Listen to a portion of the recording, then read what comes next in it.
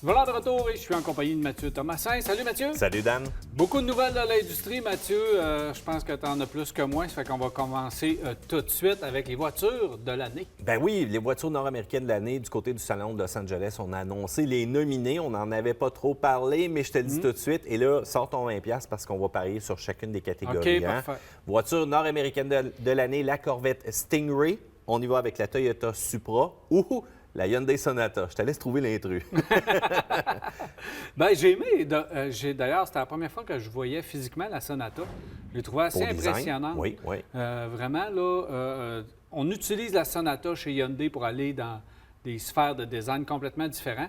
Ça, c'est intéressant, mais elle n'a aucune chance. Là. Je pense que la Corvette, c'est Oui, elle va passer la moteur gratte. Là. central, là, elle devrait tout rafler. Mais c'est vraiment l'édition Stingray aussi, donc le côté encore un petit peu plus décapotable, si on veut. Et quand je l'ai vu du côté du Salon de l'Auto de Los Angeles, cette Corvette-là, je te le dis, là, j'ai fait « Hey, wow! Quelle voiture qui est 10 fois plus belle en réalité que sur photo, la qualité de la peinture, les lignes, les coupes. Ah ouais.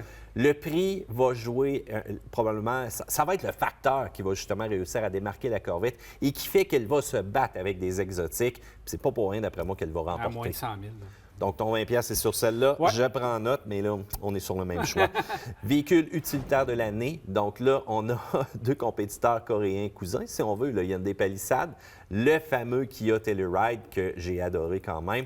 Et encore une fois, on y va avec le Lincoln Aviator qui essaie énormément de pousser. Lincoln qui a poussé très fort sur sa ligne, sur son dessin, sur son confort, sur sa technologie, mais qui fait face à des Coréens qui offrent encore une fois beaucoup pour le prix.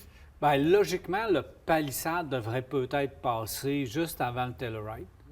Mais l'Aviator est à considérer parce que Lincoln, la direction de design, la qualité d'assemblage et de finition qu'ils mettent dans leurs produits, la puissance de ce véhicule-là et la technologie parce qu'il est disponible en plusieurs versions. Fait que Palisade ou Lincoln, si j'ai un petit vin à mettre, je pense que je vais le mettre sur l'Aviator. Ah oui, bon, Ouais. bien, OK. Je vais dire Palisade de mon côté juste parce que tu as choisi l'Aviator, mais je dois te l'accorder, le côté silencieux à l'intérieur, la technologie, le confort du véhicule, mais le prix qui risque de finir un peu plus haut cependant que les deux autres compétiteurs. Camion de l'année, on y va avec le Ford Ranger, on y va avec le Jeep Gladiator ou encore le fameux Ram Heavy Duty. Ram, bon, mais le couple, la puissance monstrueuse, le camion de travail. Le Ranger, soyons francs, oui, c'est une nouvelle entrée en territoire nord-américain, mais non, c'est pas assez pour se battre. Mais mon petit 20$ va être vraiment sur le Jeep Gladiator qui est dans un créneau totalement unique. T'enlèves les portes, t'abaisses le pare-brise, t'as du fun. Encore une fois, la marque Jeep qui sauve la mise du côté Tu sais, d'FCA. le véhicule est extraordinaire, là, puis oui, il va gagner, mais au niveau du prix, là, on a fait en sorte qu'on s'est limité un peu. Fait que quand tu vas dans les versions les plus haut de gamme, c'est la seule petite chose au niveau de ce véhicule-là, mais le reste, je pense qu'il va gagner. Les gens de Jeep ont l'air d'avoir les poches profondes cependant. Ah Donc, oui, qui pas sait? trop. Puis ça va garder une valeur de revente extraordinaire. Là. Oui. Le Gladiator, dans le véhicule d'occasion, ça va se battre pour l'acheter, ça va garder une valeur de revente la plus élevée de l'industrie, je te le prédis. Comme le Jeep Wrangler, encore une fois. Ouais. On parle un petit peu de Mazda et de l'électrification de ces véhicules. Soyons francs, Mazda a du retard. Écoute, même Subaru, présentement, a leur Crosstrek hybride. Toyota a leur RAV4 qui a été annoncé dernièrement. Qu'est-ce qui se passe avec Mazda? Eh bien là, on discute un peu de la MX-5. Est-ce qu'il y aurait une forme d'électrification possible? La réponse, c'est oui, ça se peut du côté de Mazda, mais on ne veut pas le faire au sacrifice du poids du véhicule. La MX-5 qui est vraiment, bon, dans sa 30e année aussi en passant, donc qui est une voiture qui est vraiment maniable, qui est une voiture qui est agile, mais on veut vraiment conserver l'attribut du poids et qui est souvent un facteur qui joue contre aussi lorsqu'on place une batterie à l'intérieur du véhicule. Pourquoi qu'on fait ça avec un MX-5? Je sais pas. Je peux pas te le dire. Moi, je suis là Voyons, pour faire il les nouvelles, Dan. n'y a pas de place à mettre aucune batterie, là, à part de grossir la batterie sous le capot. Et tu ne peux pas placer une batterie dans ce véhicule-là. C'est un créneau qui n'a pas besoin d'électrification. C'est un créneau qu'on ne veut pas qu'il soit électrifié parce qu'on va avoir du fun à conduire. Et qu'on le fasse avec un CX-9, un CX-5, un CX-30, qu'on le fasse avec une Mazda 6. Je peux pas dire. comprendre. Moi non plus. Je peux pas comprendre. Moi, c'est drôle. Bonne La première affaire que j'ai pensée, c'est combien de kilomètres je vais perdre quand je vais ouvrir le toit électrique. Bon, en tout cas, ça sera une chose qu'on verra. On oublie ça. Ça va probablement être ce qu'ils appellent là, maintenant les mi-hybrides. Là, Ouais. là où on ajoute un forme, moteur ouais, sur exact. la courroie. Et Un moteur rotatif.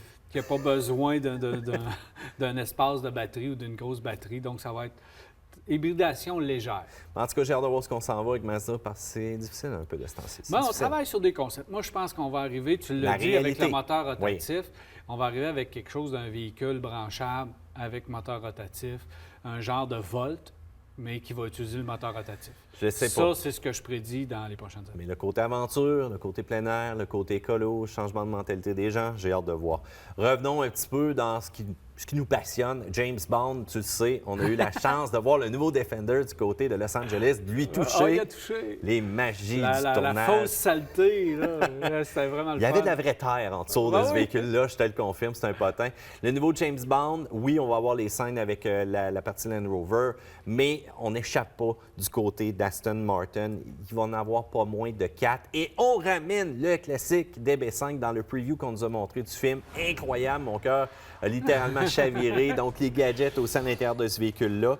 On ramène aussi une qui est dans les années 1980. Là, ça, c'est plus tes années qui pourraient me dire vraiment ce véhicule-là, comment que ça performait du côté V8 Vantage. On va avoir aussi une DBS Super Leggera, mais on va avoir la nouvelle Valhalla. Donc, un nom quand même assez mythique quand on prononce ça comme ça.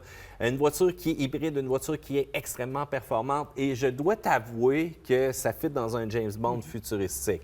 Donc, Daniel Craig, qui est toujours à la hauteur de ses films, qui a le style, encore une fois, et qui va enfin aussi avoir les voitures tant de génération, nouvelles technologies et classiques. Est-ce que James Bond va se promener dans le temps? Est-ce qu'il va faire... je ne sais pas dans quelle situation il va utiliser ce véhicule-là, mais j'ai hâte de voir. Il va y avoir encore plusieurs poursuites et véhicules détruits. Mais James Bond roule maintenant hybride. C'est peut-être ça qu'il faut se dire, là. C'est un peu particulier. Clin d'œil en passant du côté de la région de Québec ici, si jamais vous voulez aller voir le film quand il va sortir, le CLAP a complètement renouvelé ses salles. On amène une nouvelle technologie de projection laser 4K. Là, écoute, RGB, unique au Canada, des salles enfin qui vont avoir de l'allure. Donc, c'est peut-être la place d'aller parquer son char dans le stationnement puis d'aller justement voir ce film-là quand il va sortir. Dan, restons dans les nouvelles technologies. Je vais te parler de Fisker. Écoute, ça fait combien de temps qu'on parle de Fisker puis qu'on a de la misère à voir vraiment quelque chose qui va rouler, là? Ah ouais, ça fait plusieurs années qu'il nous arrive avec des nouveaux concepts, des nouveaux designs. Mais ce qu'on a vu à Los Angeles, c'est des super beaux véhicules. Oui, vraiment, là, on s'entend, là, on a vraiment une touche de luxe qui est assez incroyable. Et là, on arrive vraiment avec l'Océan EV, où c'est quand même un beau nom aussi pour ce véhicule-là. Et là, on annonce qu'on va faire de la location, hein, parce que c'est vraiment des fois un plan qui... Tu sais, des fois, c'est du partage collaboratif. Ils sortent 1 million de termes, mais là, vraiment, du côté de Fisker, ça va être la location. Donc, pour 379 $ par mois, mais avec un dépôt de 3 000 bien entendu, tu vas pouvoir accéder au véhicule, puis là, tu vas pouvoir le louer, que ce soit 1 mois, que ce soit 8 mois, 22 mois, quelques années, si tu veux, il n'y a pas de problématique. Pas de frais de maintenance, pas d'entretien. Écoute, on sait qu'on fait notre argent quand tu vends des véhicules aussi hauts que ça, technologiques, puis que tu vas t'occuper de la maintenance puis de tout ce qui est autour de ça. Demain matin, est-ce que tu peux le louer? Non, pas encore, non. Évidemment. Donc là, on annonce des choses, on met en place une stratégie parce qu'on a besoin de financement du côté de Fisker.